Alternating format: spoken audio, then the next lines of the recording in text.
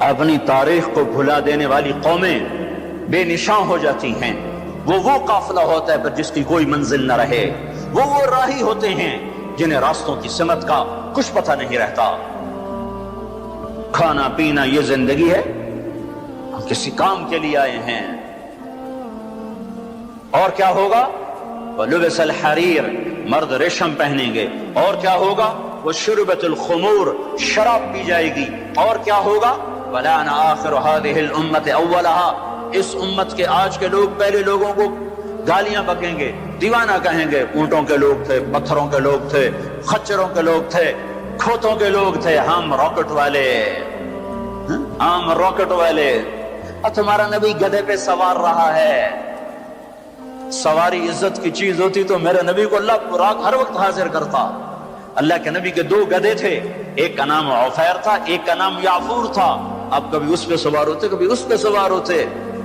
پھر آپ نے خچر پر بھی سواری کی ہے، ایک کا نام دلدل تھا، ایک کا نام فضہ تھا. پھر آپ نے اونٹنی پر بھی سواری کی ہے، ایک کا نام عزبا تھا، ایک کا نام شہبا تھا، ایک کا نام جدعا تھا، ایک کا نام قصوا تھا. پھر آپ نے ایک اونٹ پر بھی سواری کی ہے، اس کا نام عسکر تھا. پھر آپ نے امت کے مالداروں کو بھی گنجائش دے دی. آپ نے گھوڑوں پر بھی سواری کی ہے. وہ چھوٹے موٹے گھوڑے بڑے عالی شان. ایک گھوڑے کا نام ورد تھا، ایک کا نام یعصوب تھا، ایک کا نام یعقوب تھا، ایک کا نام مرتجل تھا، ایک کا نام سکب تھا، ایک کا نام سبحہ تھا، ایک کا نام لزاز تھا، ایک کا نام قراس تھا. یہ سارے حسین گھوڑے تھے جن پر آپ نے کبھی کبھی سواری فرمائی کہ اگر میری امت کا کوئی مالدار اچھی سواری رکھنا چاہے تو میں گنجائش دیتا جاؤں کہ میں صرف غریبوں کا نبی نہیں ہوں، مالداروں کا بھی نبی ہوں. یہ جب سب کچھ ہوگا، میں ساری کو ایک دفعہ دوبارہ دہراتا ہوں. عزت تو خزل فی ادولا، جب حکومت کے کارندے بددیانت ہو جائیں گے، خزانہ خود لوٹ لیں گے. والامانت مغنما، عوام بھی بددیانت ہو جائیں گے، امانت کھا جائیں گے. والزکات مغرما، زکات دینے والے زکات دینا چھوڑ دیں گے. وتعلم لغیر الدین، علم دین دنیا کمانے کے لیے ہوگا. واطاع الرجل زوجته، لوگ بیویوں کے فرما بردار. واقع امه، ماؤں کے نافرمان. وادنا صدیقه، دوست کا استقبال. واقصى اباه، باپ کو ذلیل و خوار کریں گے. وصاد القبیلۃ فاسقهم، قبیلے کا سردار فاسق. وکان رئیس القوم ارذلهم، حکومت نااہل انسانوں کے ہاتھ میں. وَأُكْرِمَ الرَّجُلُ مَخَافَةَ شَرِّهِ، ایک دوسرے کو سلام کریں گے بیچ میں نفرتیں چھپا کر. اور وارتفعت الاصوات فی المساجد، اور مسجدوں میں لڑائیاں شروع ہو جائیں گی. وظہرت القینات والمعازف، گانا بجانا عام ہوگا، گانے والیاں محترم ہوں گی. وَلُبِسَ الْحَرِيرُ، اور ریشم پہنا جائے گا. وَشُرْبَتُ الْخُمُورُ، اور شراب پی جائے گی. وَلَعَنَ آخِرُ هَذِهِ الْأُمَّةِ أَوَّلَهَا، آج کے لوگ پچھلے لوگوں کو برا بھلا کہیں گے. جب یہ سب کچھ ہوگا تو پھر کچھ اور بھی ہوگا. وہ کیا ہوگا؟ فَلْيَرْتَكِبُوا عِنْدَ ذَلِكَ رِيحًا حَمْرَاءَ وَزَلْزَلَةً وَخَسْفًا وَقَذْفًا وَآيَاتٍ مُتَتَابِعَاتٍ. تو پھر میری امت انتظار کرے، ان پر ہوائیں پاگل بن کے جھپٹیں گی.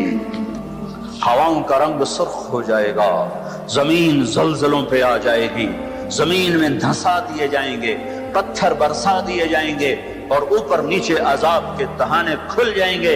جب تک توبہ نہ ہوگی یہ راستہ بند نہ ہوگا، یہ پکڑ بند نہ ہوگی. میرے بھائیوں، آپ سب کی میں منت کرتا ہوں، ہاتھ جوڑتا ہوں، اور اعتکاف والوں کا شکر گزار ہوں کہ انہوں نے اللہ کے غصے کو ٹھنڈا کرنے والا کام کیا. آپ سب سے بھی کہتا ہوں کہ ہم سب اللہ کے دربار میں جھک کر توبہ کریں. یہ توبہ کا وقت ہے. یوم دعا منانے کی چیز نہیں ہے، اور یہ رونے کی چیز ہے. رو کہ وہ روٹھا ہوا ہے، اور اسے منانا سب سے آسان ہے، سب سے آسان ہے. میرے ایک بزرگ مجھ سے ناراض ہو گئے. ڈیرے میں، بھرے ڈیرے میں 1 گھنٹہ میں زمین پر بیٹھ کے ان کی منتیں کرتا رہا. زمین پر وہ چارپائی پر نوکر کھڑے ہوئے، رشتہ دار کھڑے ہوئے، اور میں معافی مانگ رہا ہوں کہ میں نہیں کرنا ہے، مینوں پتا ہے تو بڑا بڑا مولوی ہے، میں تینوں معاف نہیں کرنا. 1 گھنٹہ منتیں کروا کر پھر معاف کیا. خون کا قریبی رشتہ. اور میرا اللہ کیسا ہے؟ میرا اللہ کیسا ہے؟ اوئے ہوئے یا ابن آدم لو بلغت ذنوبك عنان السماء ثم استغفرتنی غفرت لك ولا ابالی.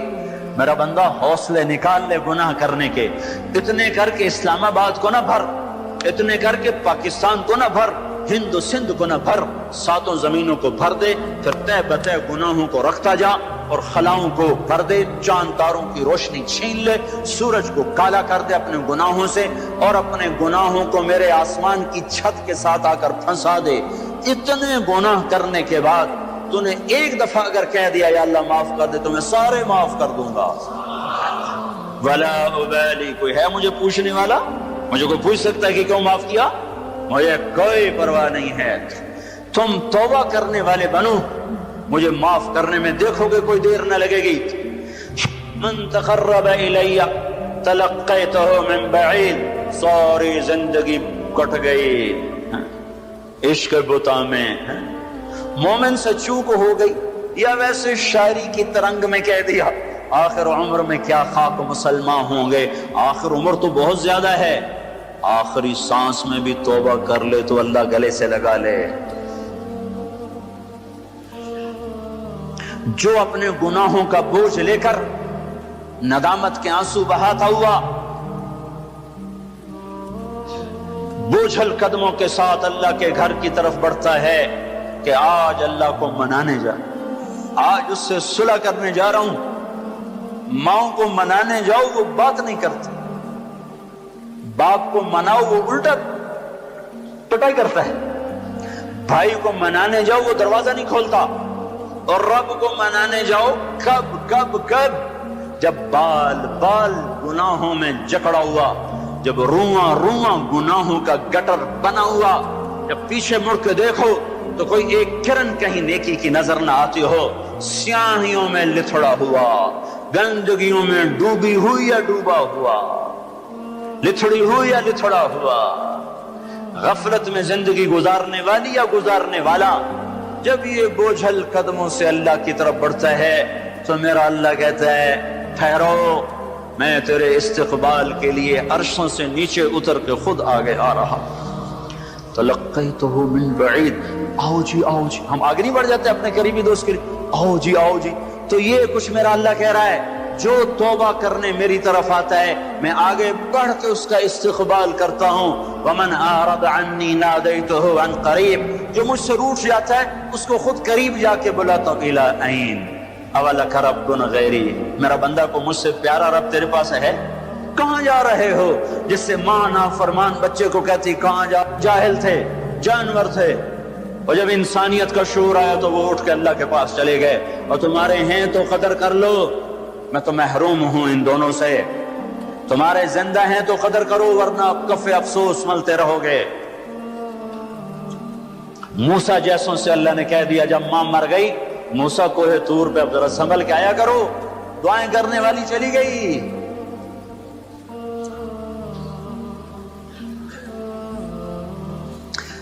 ہائے تو میرا اللہ کیا کہتا ہے آؤ آؤ میں تیرا استقبال کرتا ہوں، آ جا. میرا بندہ کہاں جا رہا ہے؟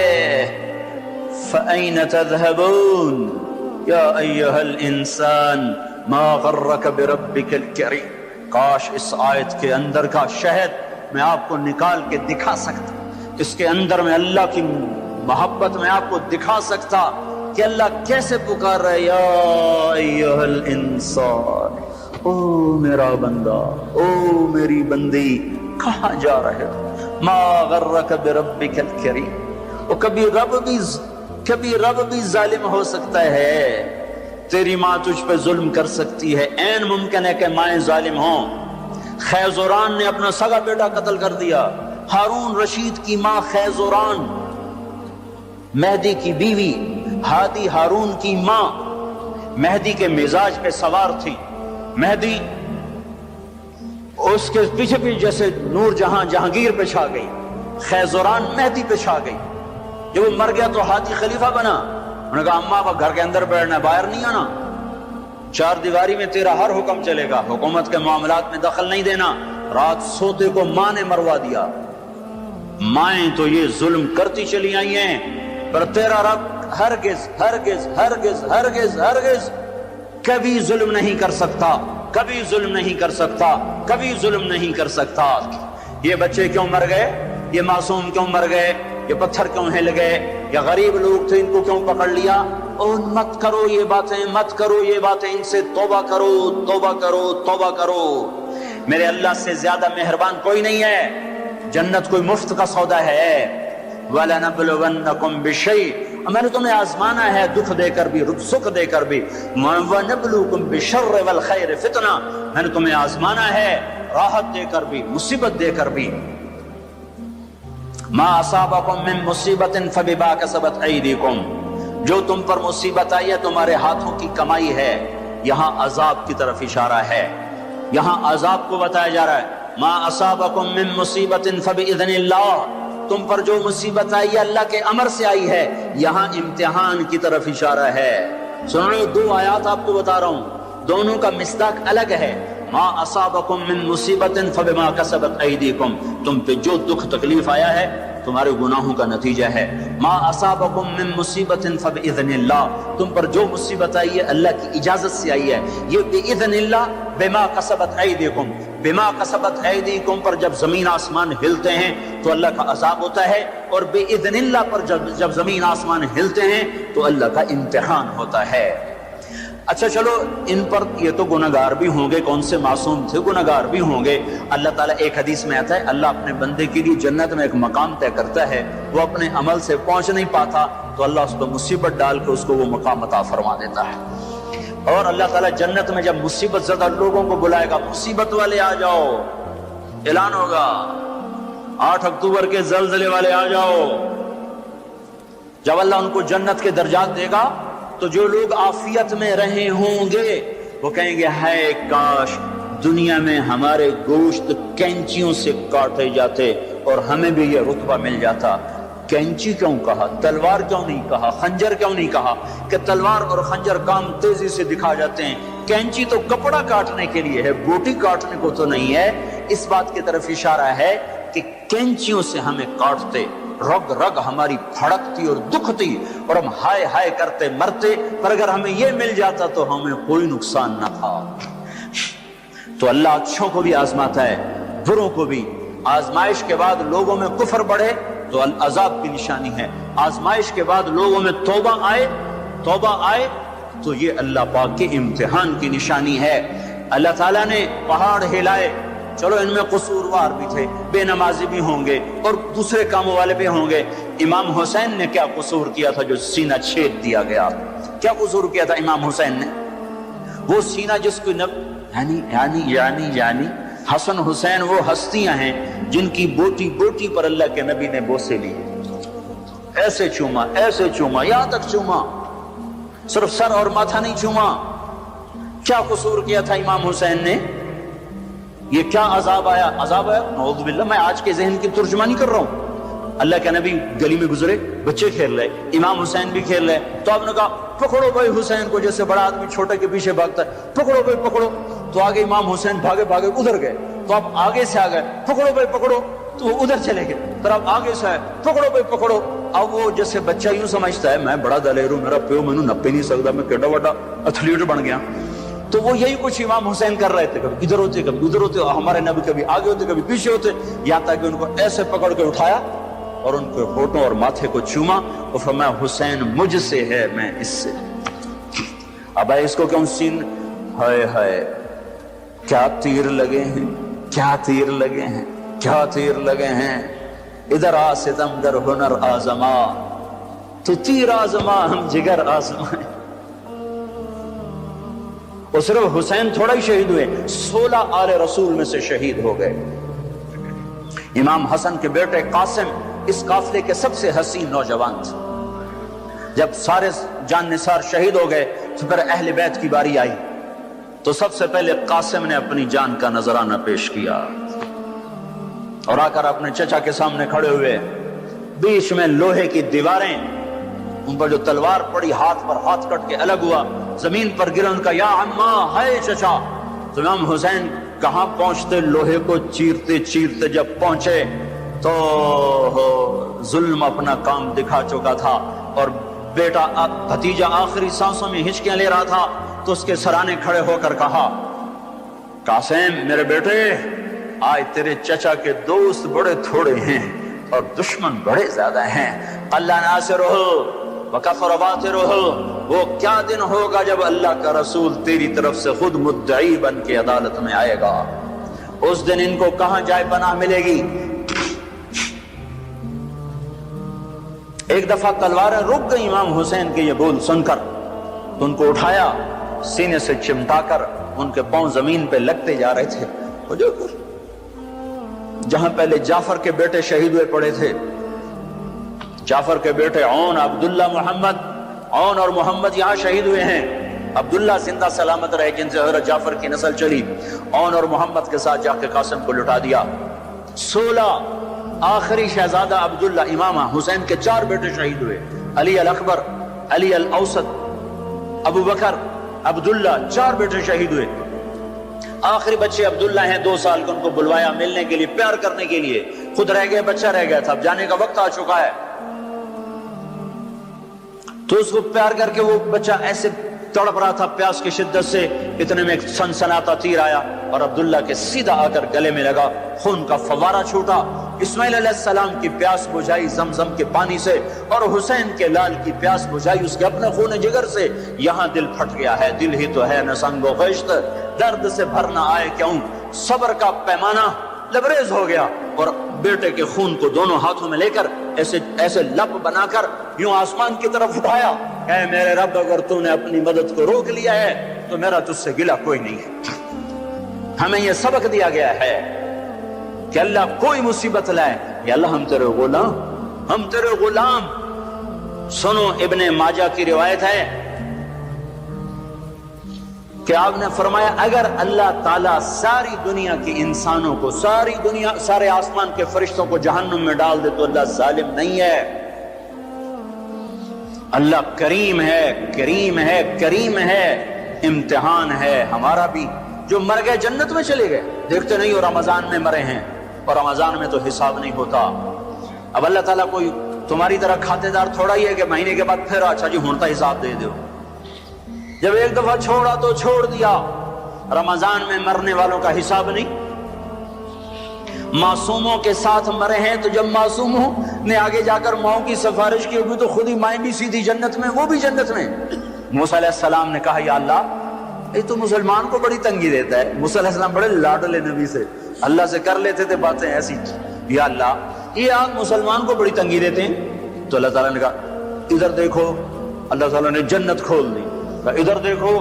جب جنت کو دیکھا تو کہنے کہ میرے مولا تیری عزت و جلال کی قسم، اگر مسلمان کے ہاتھ کٹے ہوں، پاؤں کٹے ہوں، ناک کے بل زمین پہ رگڑتا گھسڑتا پھر رہا ہو، اور قیامت تک اس طرح سسک سسک کے زندہ رہے اور مر جائے، اور مر کے یہاں چلا جائے تو اس نے کوئی غم نہیں دیکھا۔ پھر موسیٰ علیہ السلام نے کہا یا اللہ تو کافر کو بڑی چھوڑ دیتا ہے، کافر کو بڑے مزے کراتا ہے۔